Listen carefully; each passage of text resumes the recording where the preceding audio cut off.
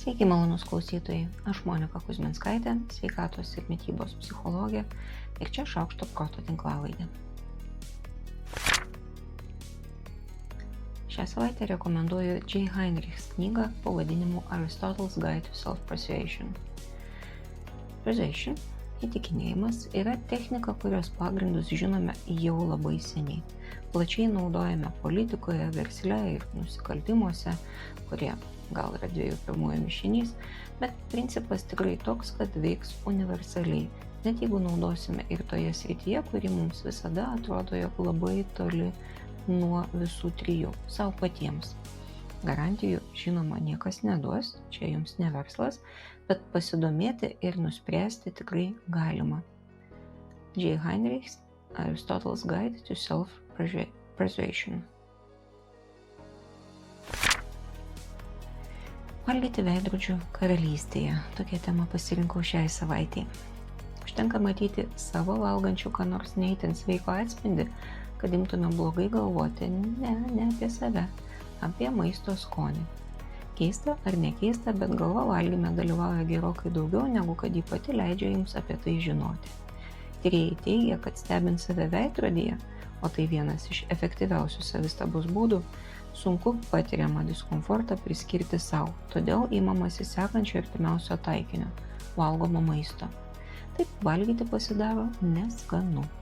Norą valgyti mažina ir bendro pobūdžio savęs suvokimo padidinimas.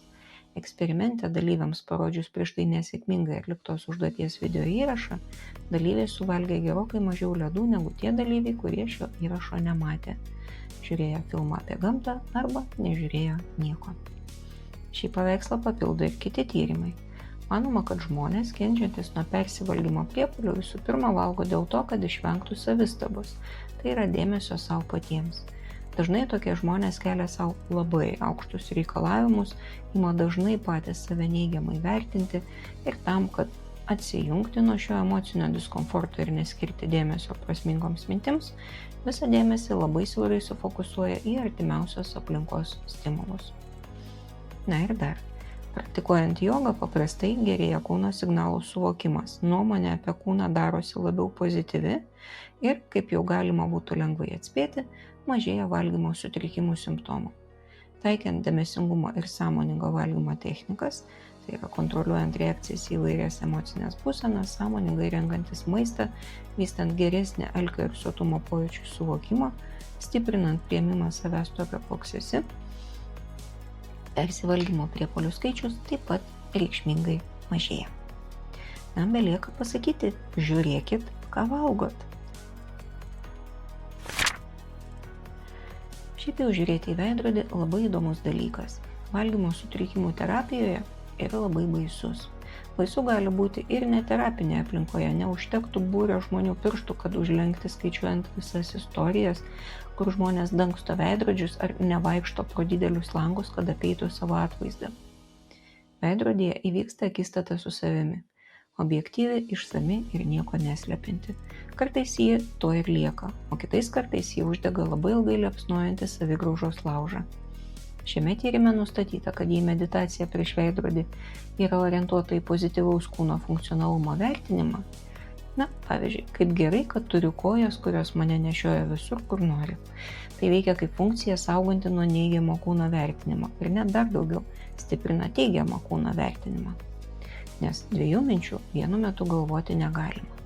Technika gana paprasta ir veiksmingai išbandyta ir mano praktikoje. O šiame tyrime patvirtinta, kad dalyviams stebint save veidrodyje ir tariant negatyvius teiginius apie savo kūną, mažėja pasitenkinimas savo kūnu ir teigiamų emocijų lygis, o neigiamų emocijų daugėja. Toks reiškinys nebuvo stebimas toje grupėje, kurioje save veidrodyje stebintys dalyviai apie savo kūną kalbėjo teigiamai. Labai prašosi išvada, jog čia esmė ne pačiame veidrodyje, o tame, kokią reikšmę matomam vaizdui suteikiame. Jeigu veidrodyje ieškome, kas negerai, tai greičiausiai tai ir rasime. Norisi pridurti ir kitą seniai žinomą reiškinį. Kuo dažniau susiduriame su bet kokia informacija, tuo ji mums darosi priimtinesnė. Net jeigu nesakysime savo nieko pozityvaus, bet susilaikysime nuo savikritikos, tai požiūris į savo kūną jau pasidarys ramesnis ir nevers ieškoti sveikatai visiškai nepalankių veiklų. Ir ne, tai nereiškia, kad nustosim stengtis vardan geresnės sveikatos. Tai yra visiškai nesusiję reiškiniai. Vis dar galvoju apie veidrodžio žalos kūno vaizdui mechanizmą ir apie tai, kokį svarbų vaidmenį tame vis tik turi vertinimas. Todėl lygiai ir apie tą patį, bet lėčiau. Tarkim, žiūriu į veidrodį. Visų pirma, todėl, kad mes visi esame linkę prioritetą teikti neigiamą informacijai, išskyrus tuos nedaugelį sąmoningai treniravusių savo vertinimo mechanizmą, bent jau subalansuoti neigiamą ir teigiamą informaciją. Jei teikiame prioritetą neigiamą informacijai, tada veidrodyje visų pirma matysiu trūkumus. Antra, svarbu, kaip esame pratę su savim kalbėtis. Turiu riebalų raukšlę ir aš žiauriai stora, man niekada nepavyks atrodyti taip, kaip noriu, nevykėlė. Yra du labai skirtingi teiginiai. Įprotis čia turi svarbų vaidmenį. Net jeigu nuo vaikystės įpratome kalbėti su savimi taip, kaip su mumis kalbėjo tėvai, tai suaugusiame amžiuje tai gali keistis priklausomai nuo to, kaip matote kitus jūsų vertinimus žmonės kalbant. Įpročiai keičiasi juos keičiant, tai nėra neįmanoma ir sprendimas juos keisti yra labai svarbi šios kelionės pradžia. Įprasti su savim kalbėtis, bent jau neutraliai, gali reikšmingai padėti mažinti nuolat per didelį nerimą. Ne, bet tarkim, kad iš įpročio save išbariau, dėl to jaučiuosi blogai. Toliau visai tikėtina reakcija yra pyktis. Tokioje situacijoje nelabai yra daugiau ant ko pykti, tik ant savęs. Tačiau be abejo būna, kad pyktis nukreipiamas į visuomenę, kodėl iš manęs reikalauja atitikti kažkokius standartus, į maisto pramonę, kodėl gamina tiek daug nesveiko maisto, į tėvus, kodėl neišmokė, ar draugus, kodėl mane visi išmuša iš kelio, nors fantazija čia beribė. Bet jeigu aš pykstu ant savęs, tai viduje visada gimsta ir savigynos reakcija, ypač jei kartu priimamas sprendimas reikia kažką daryti. Štai ta akimirka yra saldi, nes tada pasijuntu stipresnė ir pasiryžusi veikti. Ar ir ką darysiu jau priklauso nuo mano žinių, realistiškos situacijos suvokimo ir pasitikėjimo savimi. Tai gali būti ir registracija pas dietistą, kas yra labai geras sprendimas, gali būti ir sprendimas šiandien nieko nebevalgyti, kas yra labai žalingas sprendimas. Dėl viso to gali atrodyti, kad stovėti prieš veidrodį ir save keikti yra gerai, nors tai labai daug jėgų reikalaujantis būdas, kuris galiausiai atneša daugiau žalos. Savęs barimas prieš veidrodį yra viena iš savęs žalojimo formų. Iš meilės savo padarytumėm žymiai daugiau gerų dalykų savo naudai tokios kainos nemokėdami. Todėl, kaip ir vakar kartoju, jeigu žiūrėdami į veidrodį negalite savo pasakyti nieko teigiamo, nors lažinuose visi galėtumėm, tai bent jau nesakykit nieko negatyvaus. Tada bent jau naudokit veidrodį tam, kad pamatytumėt, ar rūbai guli tvarkingai. Man atrodo, kad tema ir laikas tinkami praktiniam eksperimentui. Siūlau savarankiškai atlikti pozityvųjį patyrimą su veidrodžiu. Esu tikra, kad net jeigu galvojat, man to tikrai nereikia, tai bus įdomu. 0 punktas. Pati sesija. Siūlau to imtis 2 kartus per dieną 2 savaitės. Reikės visaugio veidrodžio, ramių 15 minučių, atspausdinto ar telefone išsaugoto toliau einančio teksto ir ryžto. Tekstą galite persirašyti ir savarankiškai, bet išlaikykit pozityvų toną ir dėmesį kūno funkcijoms. Ne tik arba ne tik estetikai. Tai neturi būti kūno tobulinimo programa. Šis pratimas skirtas fiksavimui to, kas jau yra gerai. Nemeluokit savo, perdėtas pozityvumas yra toks pat toksiškas, kaip ir perdėtas negatyvumas. Kiekvieną teiginį perskaitykit garsiai, po to skirdami tiek pat laiko, kiek skaitėt, žiūrėjimui į save veidrodį ir ką tik perskaityto sakinio kartojimui. Nieko tokio, jeigu jums atrodo kaip nesąmonė. Vidinis pasipriešinimas yra normali reakcija į bet ką, kas stumia jūs lauk iš įpročių zonos. Nesinori, tikrai nedarykit, bet greičiausiai būtent šis pasipriešinimas gali būti ženklas, kad jums labiausiai to reikia. Pirma, įžanga. Lėtai įkvėpkit ir ramiai iškvėpkit. Patogiai atsistokit ar atsisėskit prieš veidrodį taip, kad matytumėt visą savo kūną. Na, o dabar eina teiginiai. Šis kūnas patyrė daug. Šiame kūne gyvena jėga, skausmas, džiaugsmas ir prisiminimai. Aš augau, keičiausi ir tobulėjau, ir mano kūnas kartu su manimi vyko natūralus pokytis. Man nereikia lyginti su buvusiomis savo versijomis, aš esu dabartinė savo versija. Mano kūnui teko pereiti per audras ir negandas, bet jis vis dar čia, vis dar su manimi. Kiekviena mano raukšlė ir išlenkimas apima mano vietą pasaulyje.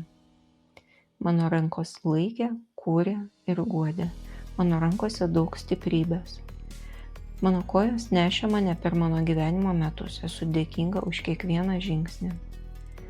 Mano kūnas nuneša mane ten, kur galiu padėti kitiems žmonėms, kur vyksta man svarbus dalykai. Net kai esu pavargusi, mano kūnas mane palaiko, jaučiu jam už tai gilią pagarbą. Mano širdies plakimas, mano kiekvienas įkvėpimas ir kiekvienas žingsnis yra mažos pergalės, už kurias dėkoju savo kūnui. Man nepadeda, kai save kritikuoju. Man padeda, kai rūpinuosi savimi taip, kaip kūnui geriausia.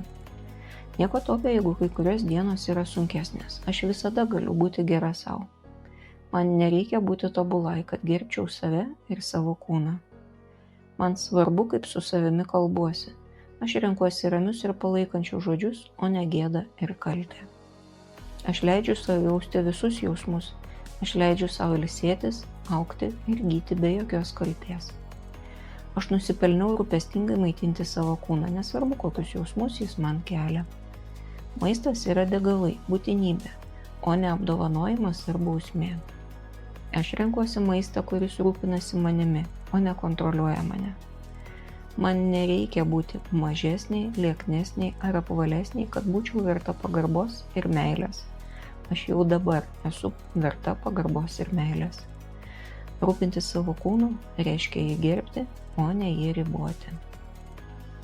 Na ir pabaigai 3 kartus tas pats teiginys. Aš esu tokia, kokia esu ir tai yra gerai. Aš mokausi vis labiau savim pasitikėti, save palaikyti ir savim rūpintis. Aš esu tokia, kokia esu ir tai yra gerai. Aš mokausi vis labiau savim pasitikėti, save palaikyti ir savimi rūpintis. Aš esu tokia, kokia esu ir tai yra gerai. Aš mokausi vis labiau savimi pasitikėti, save palaikyti ir savimi rūpintis. Šiai savaitei tiek. Aš Monika Kuzminskaitė, sveikatos ir mitybos psichologė, padedu spręsti paprastus ir sudėtingus elgesio, mąstymo ir emocijų klausimus. Rašau, skaitau paskaitas, teikiu psichologinės konsultacijas. Nuorodą registracijai į konsultaciją rasit po kiekvienu įrašu, o įrašus rasit socialiniuose tinkluose vardu Šaukštas proto. Rašykit man asmeninę žinutę socialiniuose tinkluose arba elektroniniu paštu adresu šaukštas.proto@gmail.com. Taikos ir ramybės.